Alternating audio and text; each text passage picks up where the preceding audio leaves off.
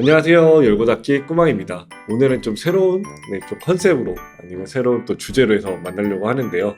열고닫기 특집편을 이렇게 세 편으로 구성해서 만나보고자 합니다. 편마다 이제 새로운 게스트를 모셔서 다채롭게 좀 구성을 하려고 하는데요. 인간관계 어떻게 보면 제일 피곤하면서도 현대생활에서 제일 필요한 요소일 수도 있을 것 같아요.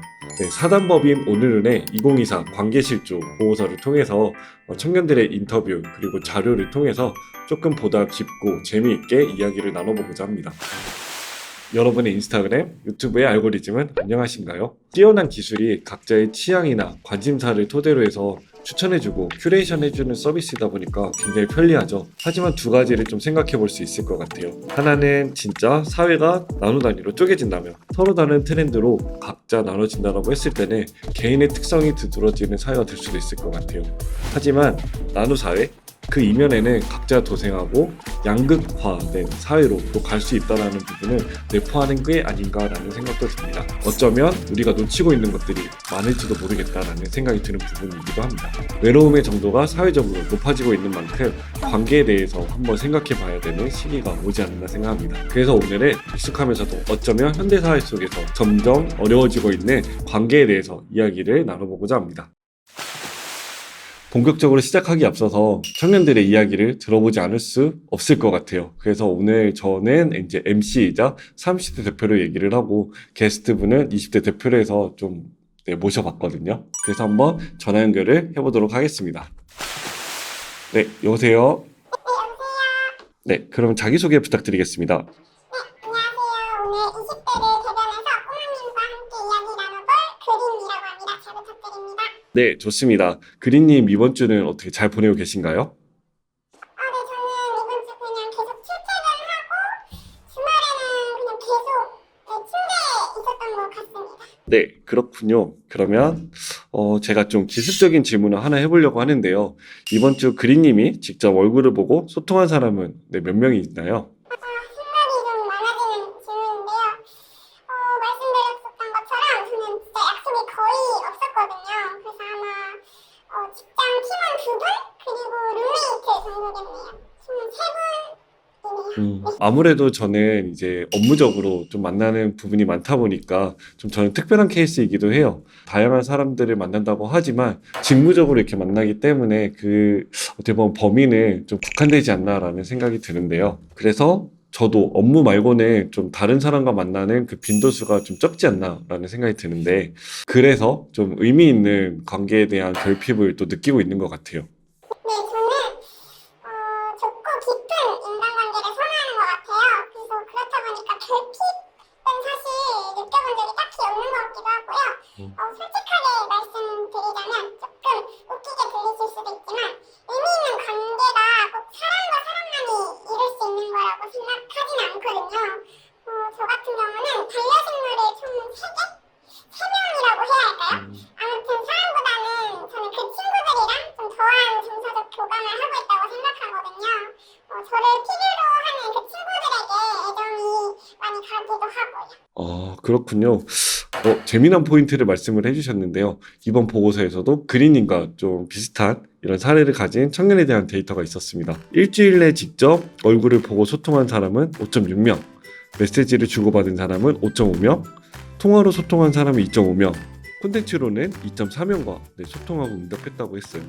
청년의 17%는 반려, 동물 또는 식물, 그리고 11%는 연예인, 인플루언서가, 그리고 9.8%는 문화예술이 자신에게 의미 있는 관계로 다가온다고 응답을 했어요.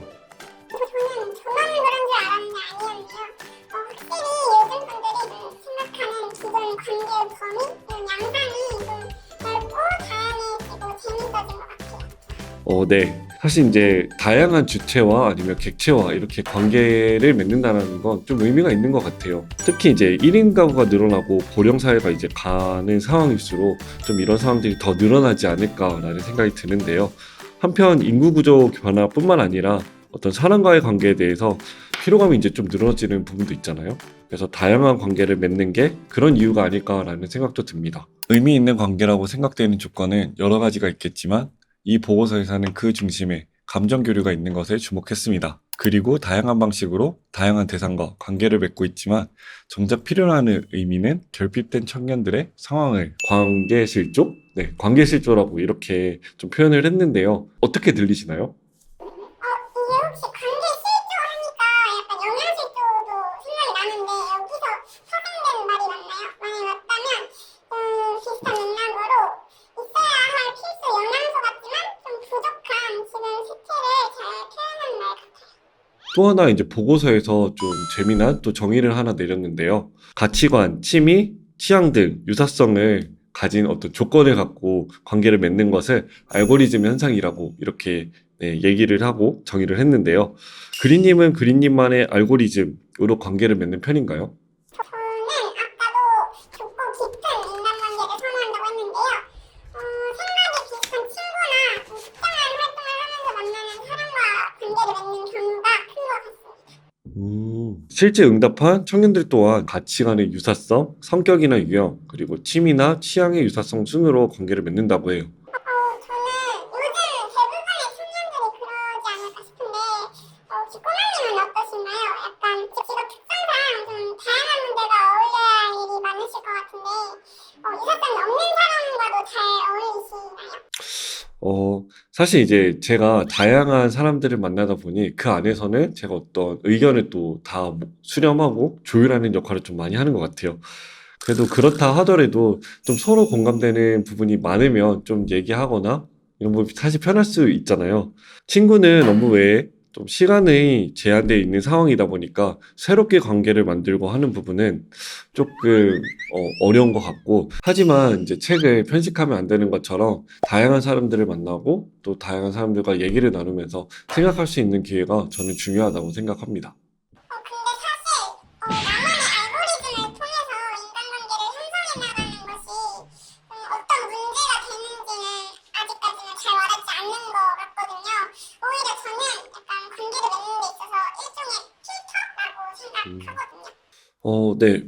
맞는 말씀이에요. 근데 이제 저는 꼭 취미, 그 다음에 취향이 같은 사람만이 의미 있는 관계를 가진다라고 생각하진 않아요. 저의 경우도 완전히 이제 다른 분야의 사람이지만 얘기 나눌 때 좋았던 기억들이 또 있거든요.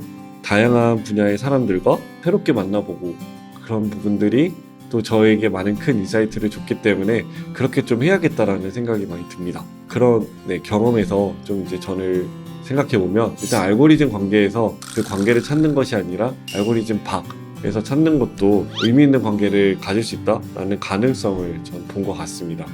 저한테는 그런 경험들이 굉장히 이상적으로 느껴지긴 해요. 저는 영어 자격증 스터디 모임에 좀 참여를 할까도 생각을 했었는데 최근 사회생활을 시작하고 나면서부터 집 가면은 진짜 바로 수면 모드거든요. 약간 이러한 제 개인적인 상황에서 또 새로운 관계를 찾고 이럴 에너지는 뭔가 쉽게 생기진 않는 것 같아요. 마침 그래서 이와 관련돼 있는 데이터도 있는데요. 그린님처럼 이야기한 분들의 경우 그렇지 않은 청년에 비해 연대와 실천을 통해 더 나은 사회를 만들 수 있다는 응답이 16.7% 낮게 응답했습니다.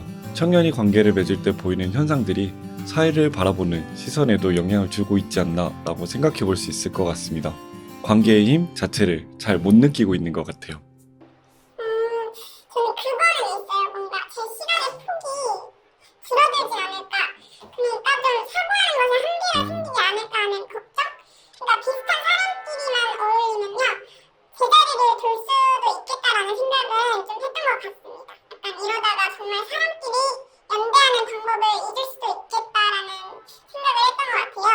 그러니까 가치관이 좀 다른 친구의 말을 들으면서 오히려 더 배우는 것이 있을 수는 있다고 생각을 해요. 그리고 또 실제로 좀 더 흥미로웠다고 느꼈던 경험이 있었기도 하고요. 저는 단지 뭔가 그 교류의 장을 찾으려는 에너지가 많이 부족할 뿐인 것 같습니다.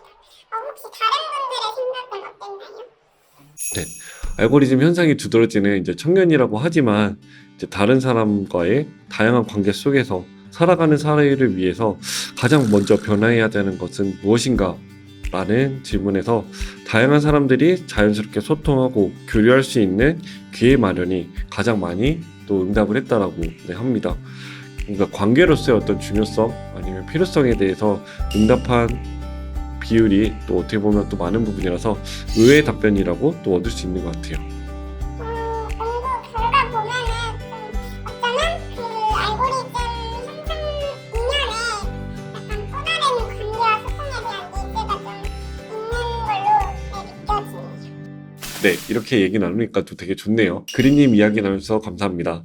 알고리즘 너머의 청년의 마음을 또 이해해 볼 수 있는 시간이었지 않았나 싶은데요. 이렇게 또 귀한 시간으로 해서 재밌는 이야기를 나눠볼 수 있는 시간이었습니다. 이번에 이제 통화하면서 또 이야기를 나누면서 청년들은 자신과 좀 비슷한 사람과 관계를 맺는 것을 좋아하기는 하지만 근데 한편으로는 다양하게 또 많은 것을 배울 수 있고 또 인지하고 그 다음에 교류하고 싶어하는 또 마음도 읽어볼 수 있지 않았나 생각이 들었어요. 인간관계에 대한 정답은 사실 없는 거죠. 하지만 이제 너무 다름이라는 벽을 두지 말고 다름 안에서 다양한 목소리를 듣고 그걸 또 수용하면서 소통하면서 그리고 그 안에서 또 성장할 수 있는 기회를 얻을 수 있는 사회가 되길 바랍니다. 오늘 이렇게 해서 좀 정리를 해보려고 하는데요. 혹시 영상을 보시면서 좀 관계에 대한 나의 이야기라든가 아니면 또 영상을 보시면서 좀 공감 가거나 나도 하고 싶은 말이 있었다 라고 하면은 댓글로 이렇게 참여를 해주시고요. 그 댓글을 써주신 분 중에서 추첨을 통해서 저희가 소정의 기프티콘 상품을 또 드릴 수 있도록 하겠습니다. 오늘 너무 이제 또 재밌는 특집편으로 해서 관계에 대해서 얘기해 볼 수 있는 재밌는 시간이었고요.